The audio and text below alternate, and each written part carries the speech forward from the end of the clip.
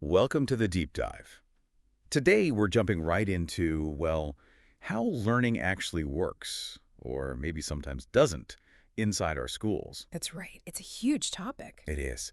We've got this article that, honestly, it really makes you think about knowledge transfer, as they call it, in the whole education system. Uh-huh. And it asks a question I bet many of you listening have thought about.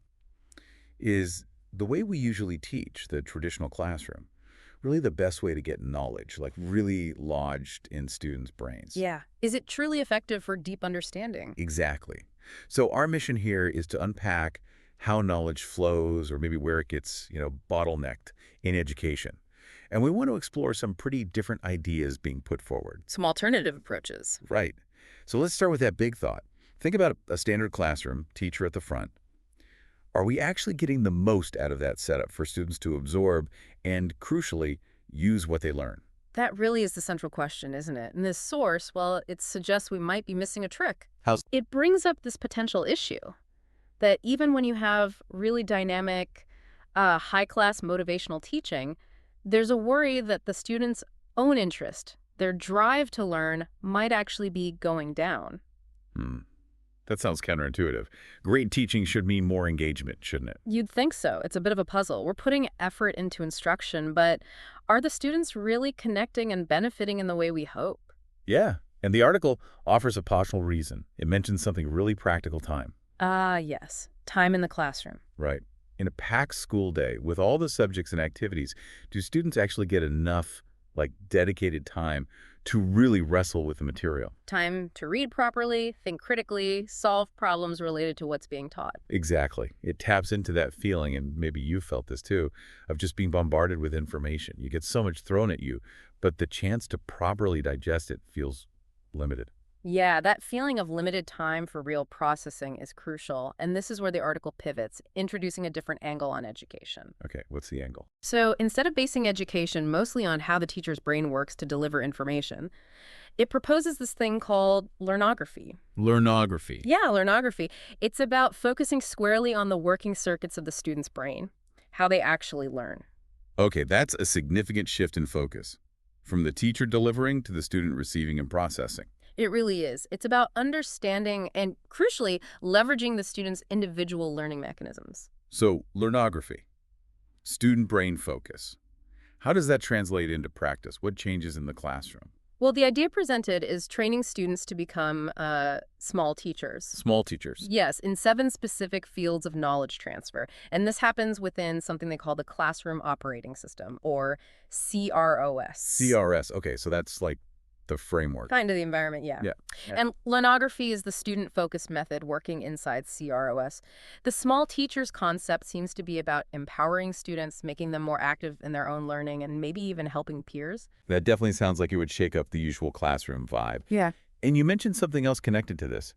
Brainpage books. Right, brainpage books. And these aren't presented as your standard textbooks at all. Okay, how are they different? The claim is they're specifically designed to accelerate knowledge transfer, to speed things up. Accelerate. How? Well, the article suggests they're built to work with the brain's circuits more directly, unlike maybe traditional texts.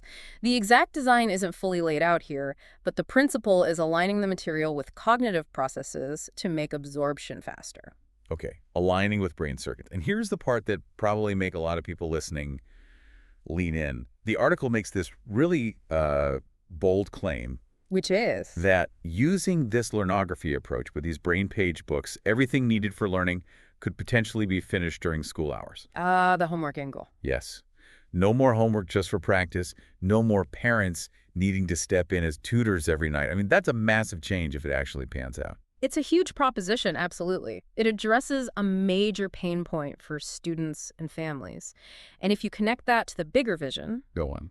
the article talks about transforming the typical teaching classroom into a brain page classroom. A brain page classroom. The idea is to create this controlled environment that's optimized for getting knowledge directly into the student's brain regions efficiently. And the end goal of this transformation.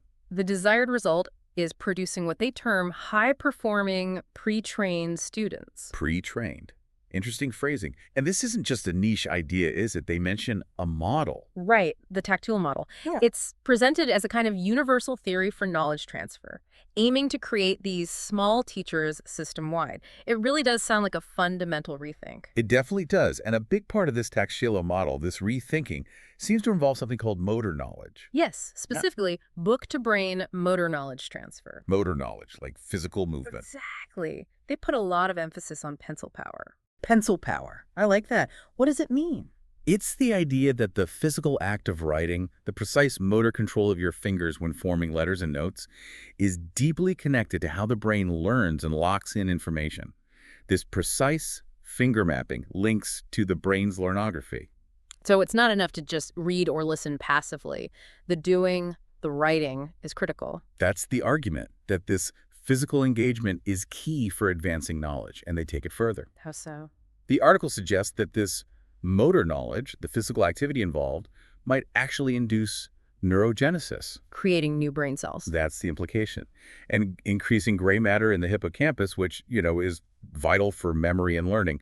So engaging motor skills could physically beef up the brain's capacity for faster knowledge transfer. Wow, okay. That's a fascinating link between physical action and cognitive function. It is. And they introduce another term here, Zeid knowledge. Side knowledge. Yeah, ZEID. It's described as a composite, like a blend, of limbic, that's emotional, cognitive, and motor modules, all processed together by specific brain circuits. So bringing together emotions, thinking, and physical action into one integrated understanding. Precisely.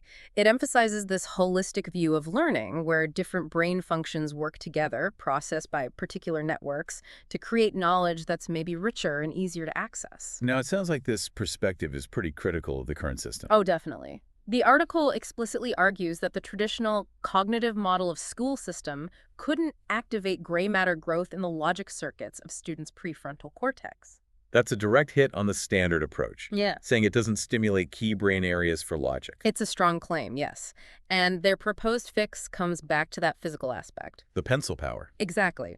Focusing on the pencil power of motor science is presented as the way to actually change student behavior and boost knowledge transfer. It's a clear shift away from just focusing on cognitive input like lectures or reading alone. And this belief in a different approach leads to a, pretty radical vision for the timeline of education. What do they propose? Get this. The article suggests that the whole education, KG to master's degree, should be finished at the age of 20 years. Wow. Finish a master's by 20. Yeah. The reasoning given is that 20 is potentially a fit age for starting work, for being productive in a career. That's a serious acceleration. That definitely challenges all our current assumptions about how long education takes, doesn't it? It prioritizes efficiency and getting people into the workforce much, much earlier. It really does. And Yeah. what about learning outside school? Does homework still exist in this model? Well, yes and no. Home learning is reimagined. In this brainpage context, home learning isn't about doing practice worksheets. It's about actively making a brain page. Making one, using that motor knowledge, the pencil power. Exactly. It's an active construction process, not passive review. You're using motor knowledge to build your understanding. So homework becomes an act of creation, not just repetition. That seems to be the idea. And interestingly, the article notes that students using this for exam prep apparently prefer this book to brain knowledge transfer method. Suggesting they find it more effective, maybe? Or more engaging? Perhaps both. It implies a sense of ownership and effectiveness from the student's perspective. Okay, one last term they introduced. Learnodynamics. What's that about? Learnodynamics is defined basically as the science of learning mechanisms in moving bodies or functional objects. Oh, like the physics of learning. Kind of, yeah. It's about describing and understanding the flow of knowledge transfer throughout the whole school ecosystem, how knowledge moves, where it speeds up, where it slows down, seeing the school as a dynamic system. Not just isolated classrooms, but an interconnected environment. Exactly. And understanding these learnodynamics is framed as crucial for truly optimizing learning for everyone within that system. Okay, so wrapping this up. We've explored a viewpoint that really contrasts with traditional teaching. It pushes for this student brain-focused learnography. Right, moving beyond just cognitive input to integrate motor knowledge, that pencil power idea and active creation through things like brain pages. And the big goal, according to the source, is to fundamentally improve the whole flow of knowledge transfer in schools. making it faster and more effective. Leading to potentially radical changes like that compressed education timeline. Which brings us to a final thought for you, listening. Could really rethinking the nuts and bolts of classroom learning, incorporating these ideas about motor skills, active knowledge building, actually unlock more efficient, more engaging ways to get to real understanding? Yeah, what if the way we've always done it isn't just maybe a bit inefficient, but fundamentally kind of misaligned with how our brains actually learn best? It certainly gives you a lot to chew on.